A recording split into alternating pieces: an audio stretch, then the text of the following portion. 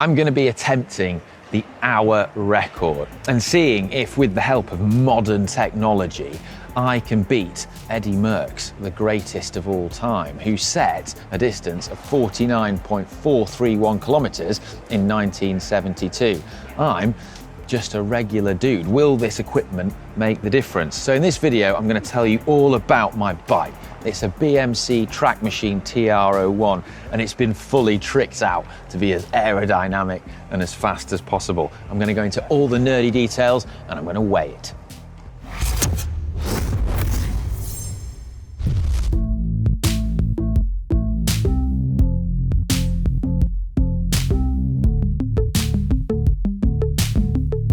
So this is my finished bike with all the bits and fully tricked out for the hour record now.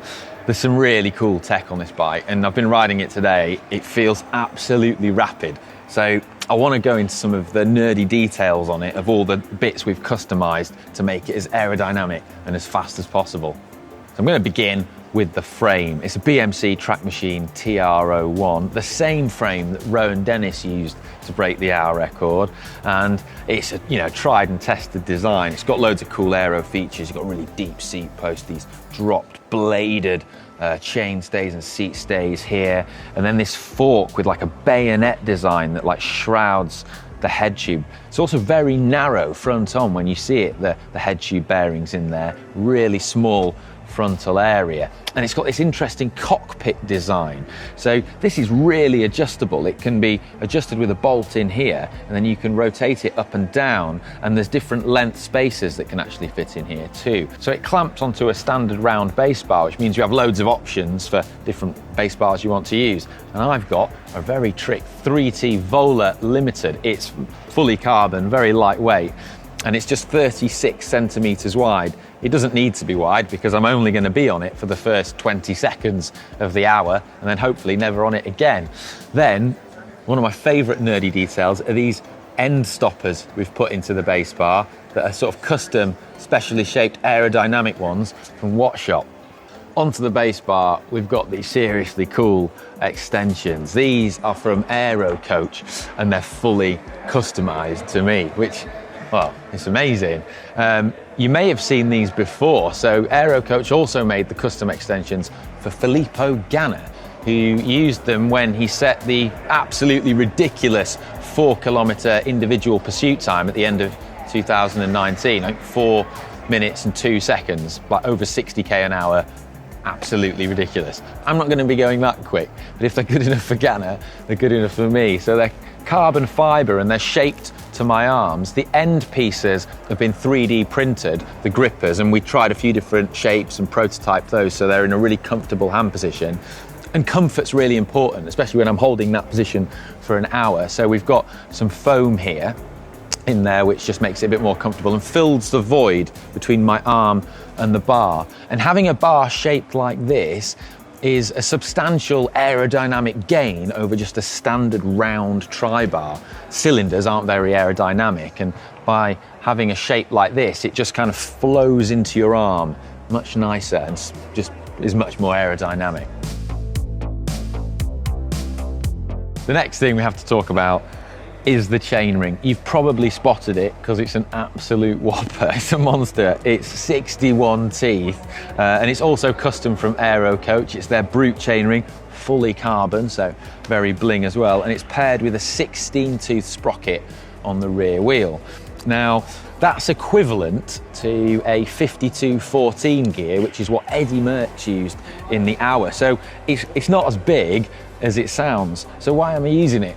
I'm not trying to, just look super strong and make up for something, honest. No, there's a legitimate reason, and that is drivetrain efficiency. So mechanical engineers have told me that you can actually reduce drivetrain friction by having bigger cogs and making the chain go through less tight an angle. This reduces friction in the train and saves you a few watts. It's a marginal gain, but that's what I'm all about. That's what I'm trying to use whatever I can take. The chain rings are solid. That's to improve aerodynamics. It just means there's a bit less air sloshing around with rings that have gaps in them. And they're bolted onto a Quark D0 power meter. And this gets quite nerdy and techy because that is a road bike power meter and spider, meaning that it has 110 BCD bolt spacing. And track bikes are normally designed around special chain sets that have 144 BCD bolt spacing. Also, the chain line on a track bike chain set is slightly different to a road bike chain set, especially if you have like a double ring setup on a road bike. There's no gears on a track bike, meaning that that's another reason why this chainring had to be custom, because we had to have an adapter plate in there as well, so that the road-based crankset would have the correct chain line with the sprocket on the back. If you're super observant, you will have noticed that I'm using a lighter chain as well. That's an 11-speed road chain rather than a heavier duty track chain.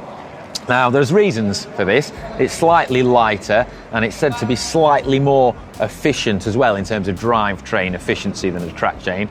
And track chains are used because big, powerful track sprinters, they want a stronger chain. They might snap it, but with my rather modest power output, there is absolutely no danger of that happening. And also Bradley Wiggins and other riders, when they've done the hour, Campanarts too, they've used road chains for increased efficiency.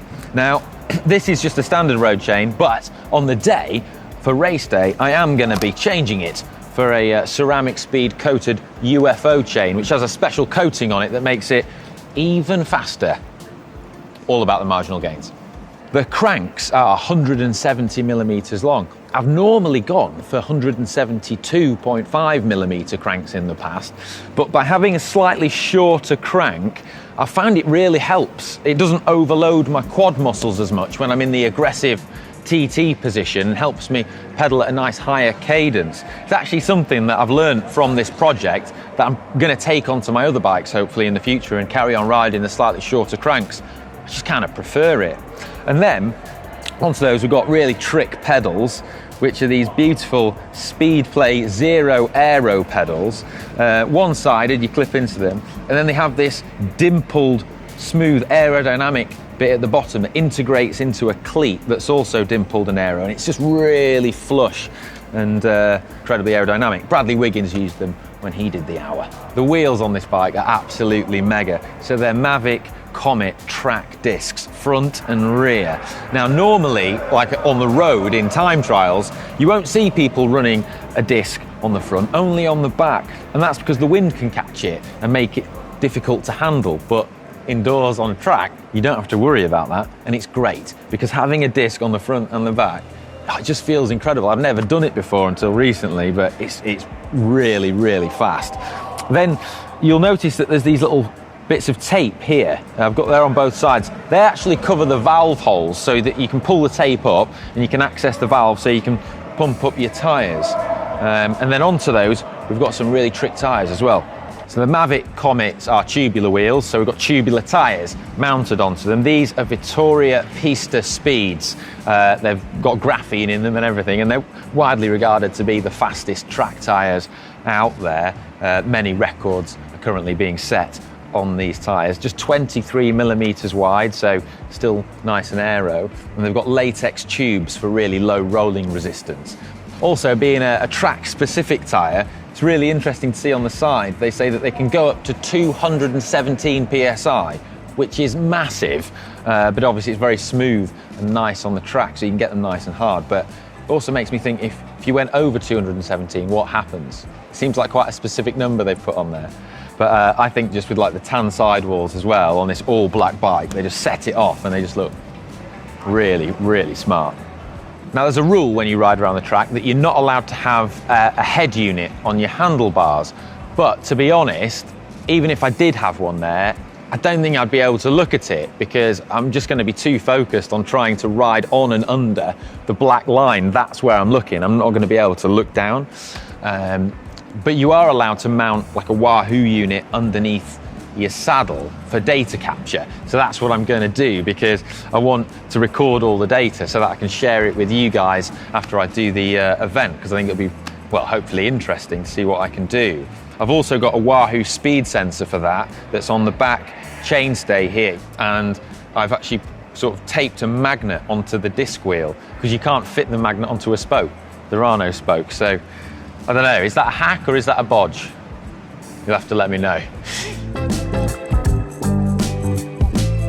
So the saddle I've got on here is an ISM Adamo. It's kind of a weird shaped saddle, but I find it helps when I'm in that aggressive, unusual TT position for such a long time, and I just kind of get along with it. So I'm going to mount my Wahoo underneath there. Now at this point in a sort of bike video, I mean I normally do a free hub sound check, but there's no group set on this bike and there is no free hub because it is a track bike. It's got a fixed gear, which means that as the rear wheel is turning, the pedals are also turning.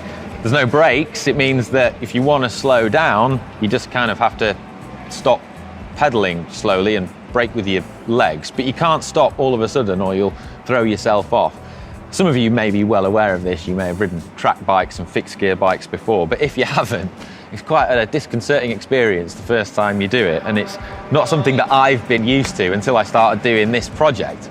I've also got my name sticker on there. I mean, why not? I mean, pointless, but why not? And oh, it's got a cool little badge on there. It says Swiss Design and Development as well. Nice. Now, I'm 185 centimeters tall. This is a size medium frame. I've said the base bar is 36 centimeters wide. I'm going to weigh it. I've got no idea how much it weighs, but when weight is a secondary concern, it feels pretty light. So I've got no idea, but aerodynamics is the main thing that this bike is all about. But let's see. 8.1 kilos. Ooh. Does it actually kind of have a free hub sound?